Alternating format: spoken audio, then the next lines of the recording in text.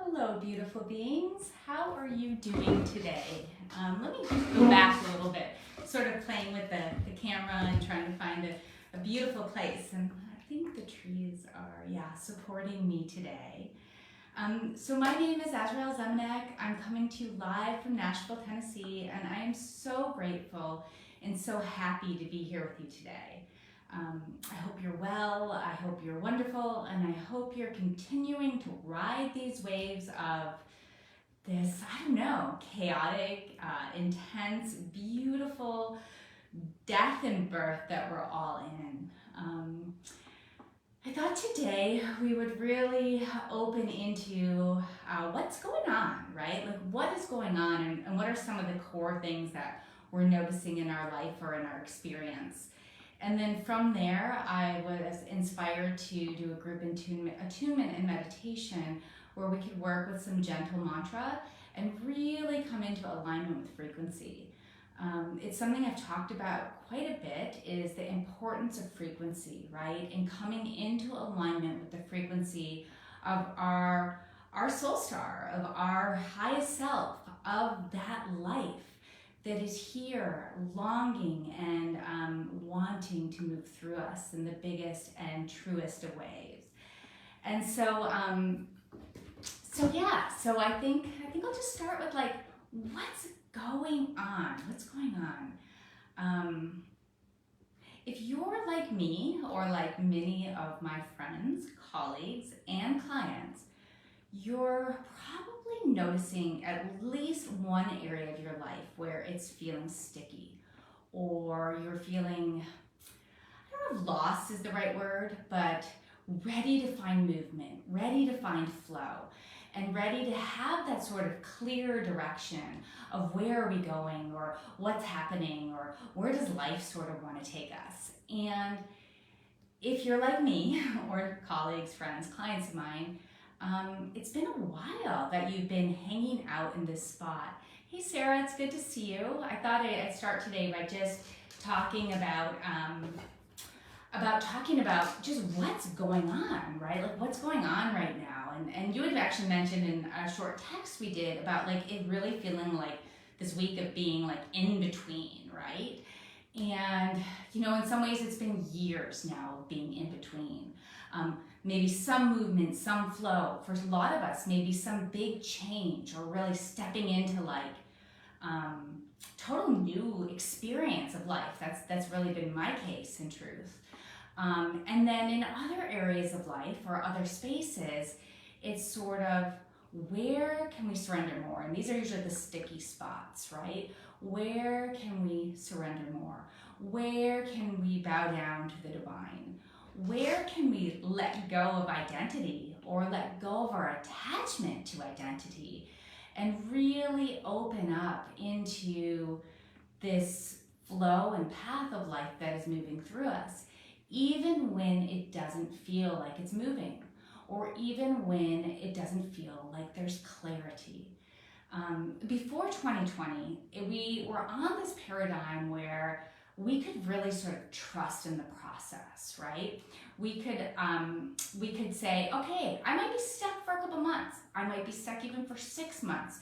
But within this box of stickiness, I sort of know what's going to happen, and I can trust in this linear movement or this linear outcome, right? And then it's like 2020 came, right? And everything has shifted.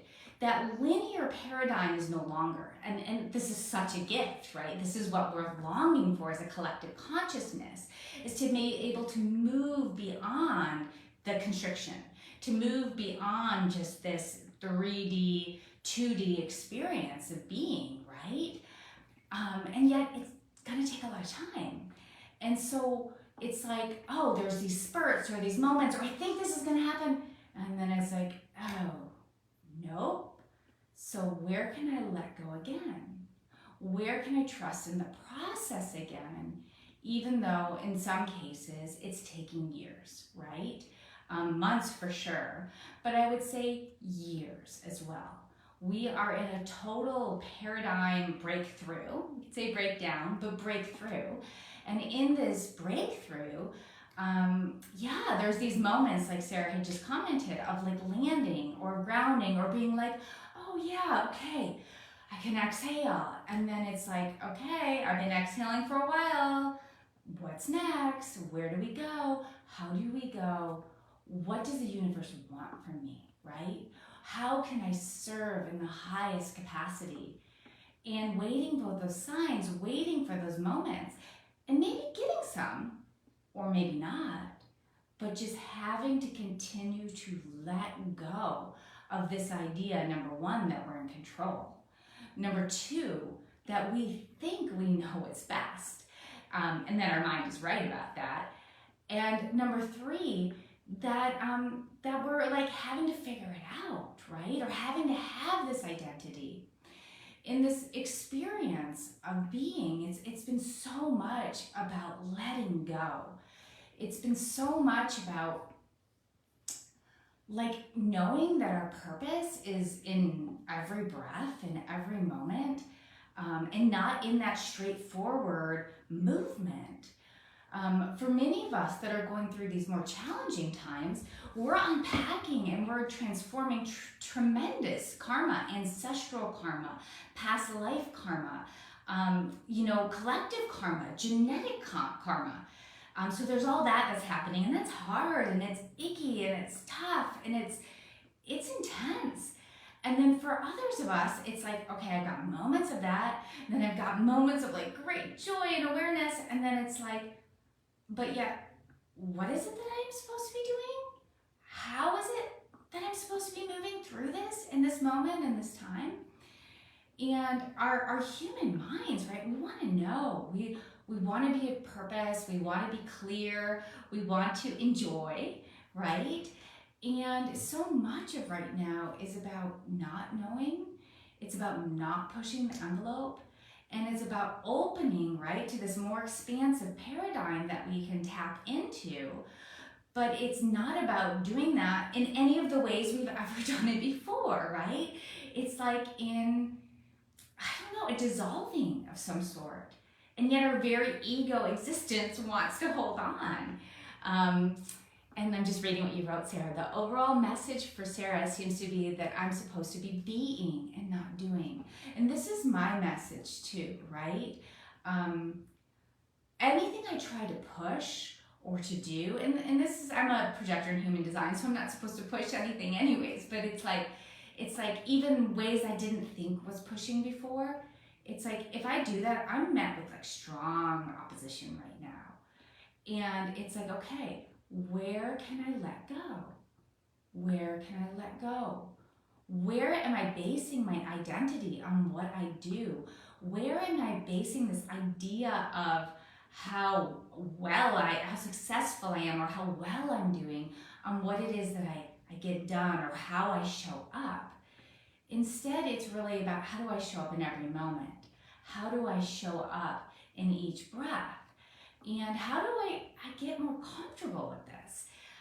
Because this has been going on for a long time. It's been going on for years now, right? And even in 2020, right? And I don't want to unpack the whole COVID thing here, but even in 2020, we had a purpose, right? We all had a purpose. Like we all had something we were waking up to, or moving towards, or moving away from, or feeling strong and connected to. And that purpose, not that it's gone, but like when things started to shift, when things started to open up again, we had to really be with this sense of like, even letting that go, even letting go that fire that would ignite us for some sort of movement. It's like, okay, like now we do have freedom, right, to move. We do have freedom to be and express.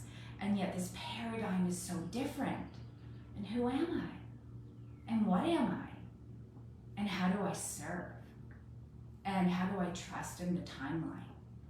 And how do I allow myself to be stagnant and to know that I'm really not stagnant at all? And how do I breathe more deeply? How do I soften into what is? It's so much, right? Definitely in my own life, there's certain areas that have, I had such a strong identity, and if you had talked to me in 2019, even 20, I'd been like, oh no, like I'm fine, like I'm so at peace, and I'm not that attached to anything. And I look back and I'm like, oh my God, no, I was just attached to my identity of thinking I was at peace and that I was in flow and alignment. I'm in as much flow and alignment right now, even though it doesn't always feel like it, because I'm not clear on what that alignment is, other than showing up in each and every moment. Does this make sense? Does this make sense to you all? I hope so, because I'm seeing this a lot in my life. I'm seeing this in friends, colleagues, and definitely in my clients' lives, right? What was no longer is. What we could trust in, we no longer cannot. And what we're being invited to open to is really is that more expansive self, even though on some levels it can feel more constricted. And in the constriction, or in the stickiness, or in the control that we're trying to hold on to on some level, as we allow ourselves to not fight that, but to soften into it, it can allow it to dissolve, and it can allow it to shift until it grips again, right? Because there are the waves. And each wave of expansiveness gets bigger, and then each wave of contraction can get sometimes tighter, right? But they're balancing each other out so that we can open to the vibration, and we can open to the spaciousness, and we can open to this life that is longing to move through us. And that life isn't who we are or what we do. It really is the breath of our being. It is the trees, like the beauty of the trees behind us.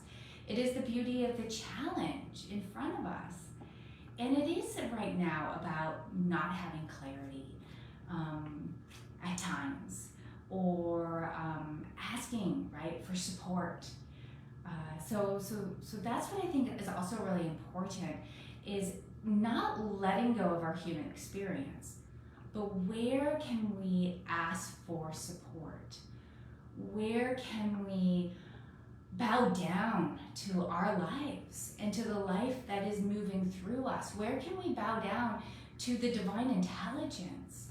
And so asking for support, asking how I can be most of service to the world in this moment or this day, asking for the trust and the grace to breathe and be in every moment, knowing that life is not working against us, it is always working for us.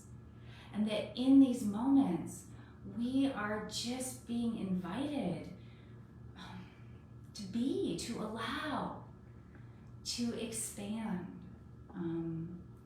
and to know that it's okay if we don't feel any of that. To know it's okay if we are ready for movement and it's not happening. To know it's okay to just be in it. And so today, what I thought I would do is I'd share a powerful, I think of it as like an attunement, something that we could work with to bring us into alignment with that frequency.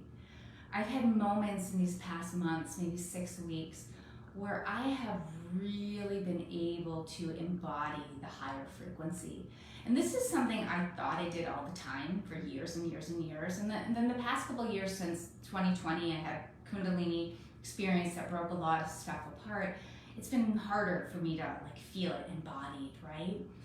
And this last 6 weeks, I've had these, I'm gonna call it more than glimpses, but these moments of feeling so at home in my body and so expanded to the energy field, that it's just felt like an important step, an important practice for me. And one of the ways that I do this is by working with a mantra, and working with a mantra that comes to me organically. This is not a Sanskrit mantra or something that's like, ancient. It's something that is just English, or for those of you from other countries that are watching this, that is in your own language, words that resonate with you, that bring you in alignment with the flow, the beauty, and the grace of your own being. Because the more we can be a vessel for that frequency, the more that we can be the ground for this light that is pouring through us in every second, every moment, the more that we can really, I don't know, does it even matter what we do or that be the point for the change of the world? Yes, it's beautiful. We can ground this in to change the world. But the more maybe we can just experience the beauty and the truth of our own being. So let's get comfortable. Let's find a seat, unless you'd like to lie down. Taking a few breaths.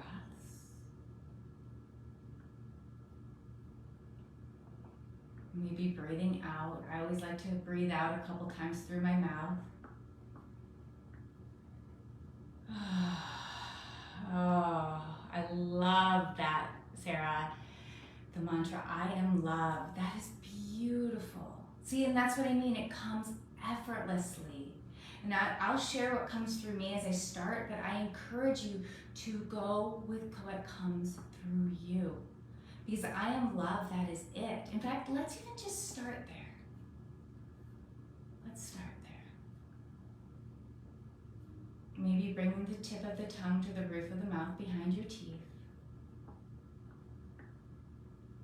Softening your jaw, softening your body. And just start repeating, I am love.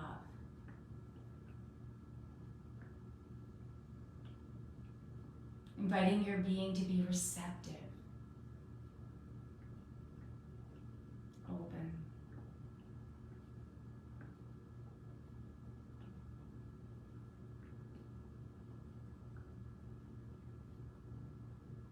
So simple and yet so profound. I am love.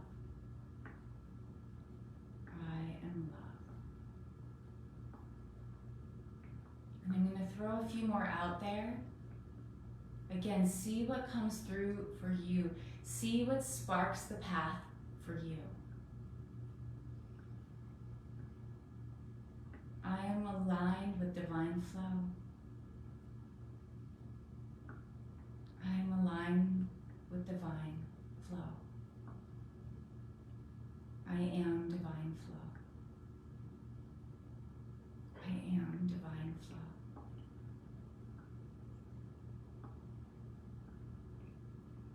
Repeating it silently inside, eyes closed, soft and gentle.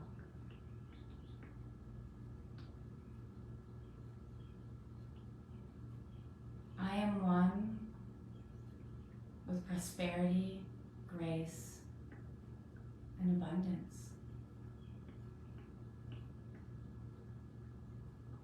I am one with prosperity, grace, and abundance.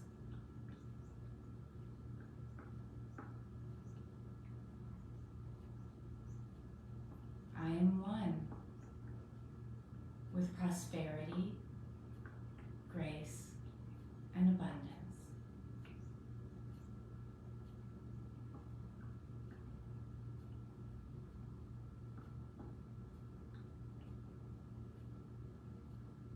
What's coming through for you? The three we share today is I am love, I am aligned with divine flow, or I am divine flow, and I am one with prosperity, grace, and abundance. Do you have something different coming through you? Just repeat it. Keep repeating it.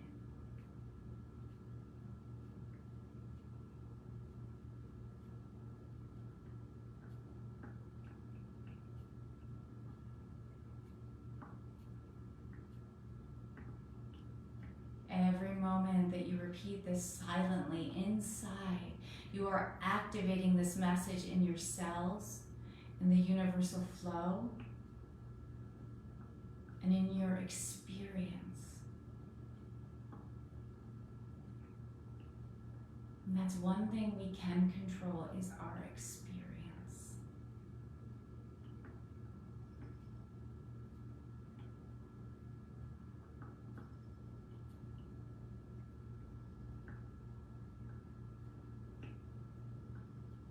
Notice if you're holding on to this with your mind, and let it infuse and inform every cell, every space, every piece of your being.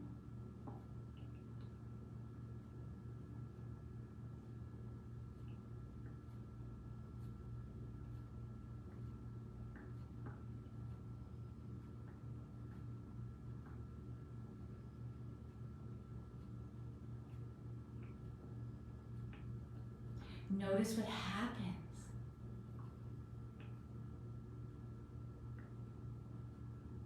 Feel the resonance. And as Sarah just shared, you might feel the resonance of more than one of these mantras. Allow them to move through you. What is the area that is sticky for you in your life? Maybe there is a mantra that works with that.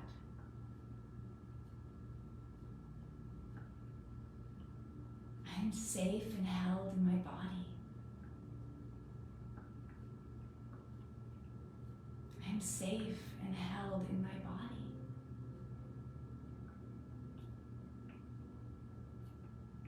I'm safe and held in my body.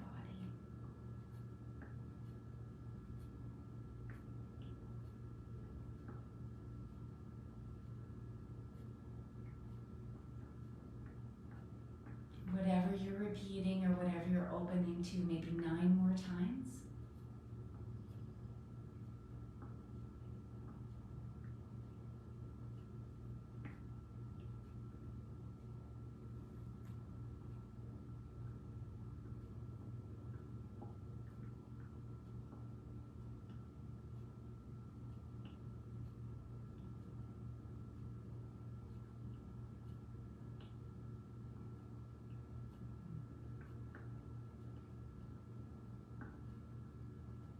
And as you eventually let them go, just noticing the resonance, the radiance, and the activation of your cells, your energy body. Maybe even noticing that your spine is straighter and that there is a direct connection of heaven to earth through your body.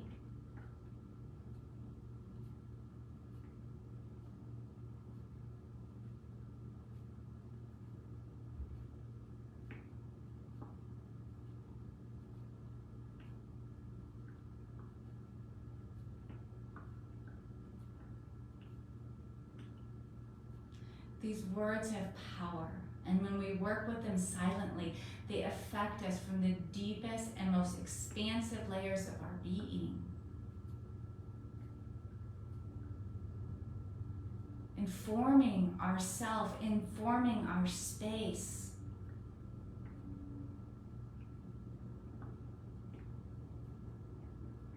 I love that, Sarah. I believe in myself and my sacred path. I trust in the path that I am on. It can be anything.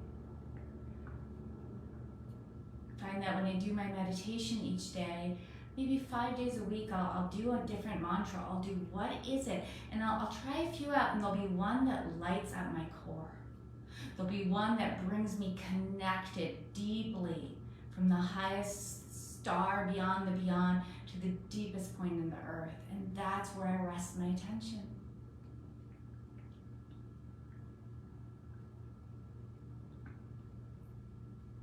It's been affecting my experience, my mood, and even though at times things feel sticky or I'm impatient, I think impatient is the biggest word, it allows me to rest more in the timing of the natural universal intelligence, and to trust in the life and the purpose that is way beyond identity. So let's take a moment, bring our hands to our hearts, palms down. Just honoring this sacred body, this sacred experience, this crazy experience of being human. Knowing that you are not alone. We are all in the in-between right now.